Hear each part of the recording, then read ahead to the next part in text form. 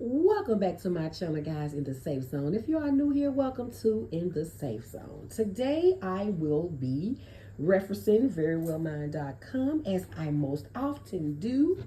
And the topic on the agenda today is, are you still in love, or is it just easier to stay married? It's not so easy to know the difference. A marriage of convenience is just that, a convenient union that lacks the intimacy and connection of a traditional marriage. This type of relationship may work effectively for many reasons. Some cultures value and prefer convenient marriages over love matches, while others find these marriages less satisfying or outright unacceptable. How does one enter into a marriage of convenience? These partnerships may be strategically formed in response to goals based on social status, family pressure, political alliances, or even legal purposes. They may also be entered for social acceptance, as in some cultures, there's a judgment against those who are unmarried by a certain age.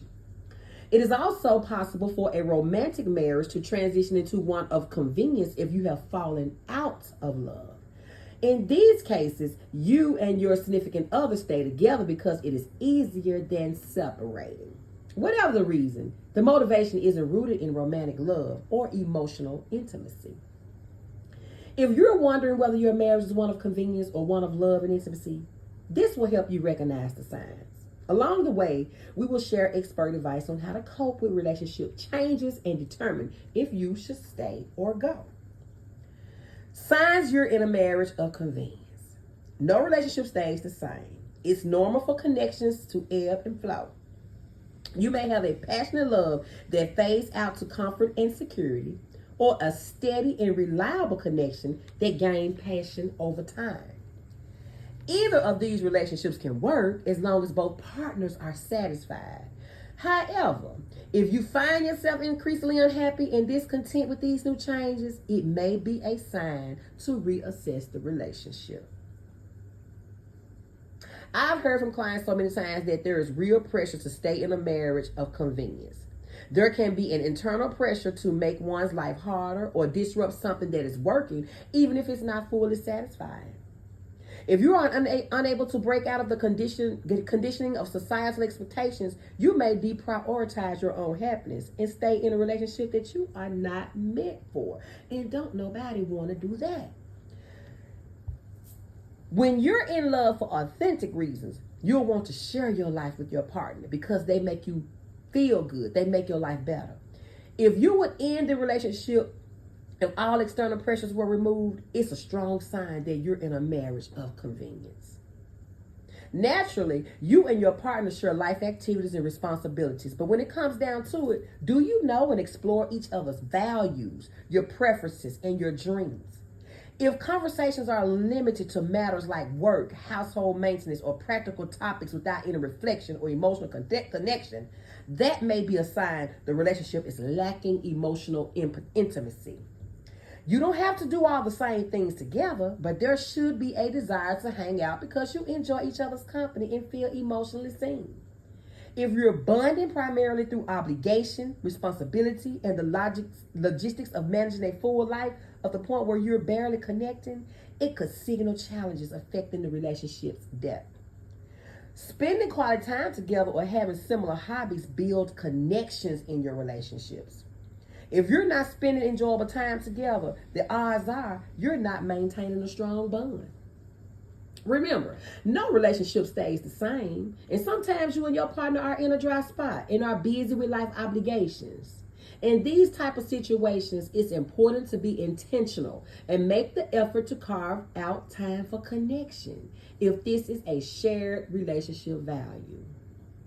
Having a nice partner who hits most of your check boxes is wonderful, but a deep and meaningful connection can offer even more. At its best, a relationship aligned with your deepest values and truths can inspire you to feel fulfilled, understood, vibrant even, motivated, and satisfied. The most important foundation of strength and connection for a couple is feeling like your partner sees and thinks the best for you. Research shows that a marriage can be one of the most important social relationships adults choose to maintain, especially if it's a choice made out of positive emotion, passion, and most of all, love. Being in a loving marriage offers both partners a critical resource for emotional support, leading to a reduction in depression and anxiety.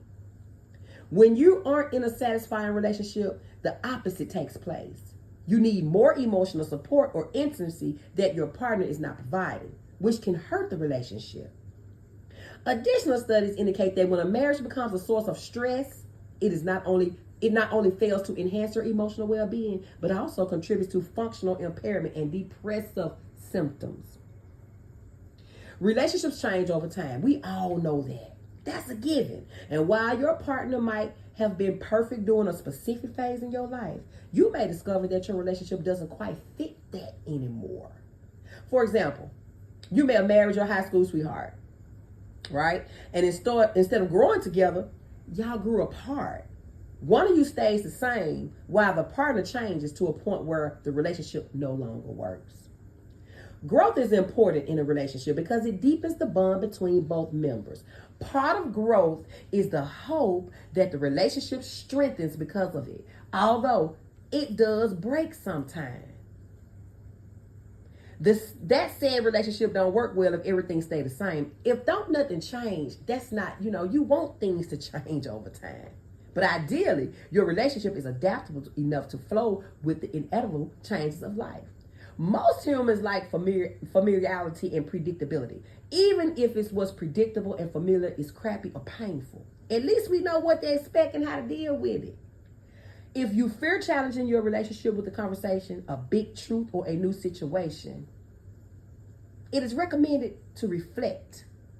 In mutually loving relationships, both parties are willing to put in effort to make it work, despite how uncomfortable they may be feeling. You're committed to growing alongside each other. You champion each other's growth and values and feel grateful for them. When a partner doesn't care about the quality of the relationship anymore, it shows us apathy. They ignore, they avoid, and they tell you they don't work on it. Since relationships change over time, the love and intimacy you share with your partner can change over time as well. For example, your relationship may have evolved and transmuted into a more comfortable, reliable, and steady partnership known as compassionate love. But it lost the passion, the excitement, the fire, the lust that brought you together in the first place. However, that doesn't mean that your partner doesn't love you or the relationship. Furthermore, not every relationship fits the traditional or sensationalized notions of romantic love. Some partners prefer a reliable and caring connection instead of fireworks or grand gestures, and that's perfectly fine. People have different values and preferences for romantic relationships, and it is important to know what you want and need. It's okay to choose this type of partnership that feels right for you with mutual agreement and acceptance. It has to be a mutual thing in order for that type of relationship or partnership to work. If this setup meets everyone's needs and feels satisfying in the long run, go for it. Just be certain you're not settling for something you don't want or need. It's not always harmful to keep the status quo, especially if both people feel okay about it. Good enough is good enough, and that's a fine choice.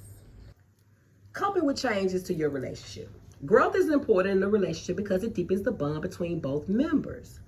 Part of growth is the hope that the relationship strengthens because of it, although it can break some relationships. When we fall in love, we accept each other for who we are, but it's impossible to expect we will stay the same. As time passes, your needs, your preferences, and deal breakers will change to the point where you feel like a different person. For any relationship to work, it's important to communicate growing differences, to rebuild common ground, or build bridges to understand and support one another through growth and shifts. It's scary to bring things up that you want to change your relationship, or if you're having difficult feelings. However, speaking about your issues shows you care about the relationship and yourself.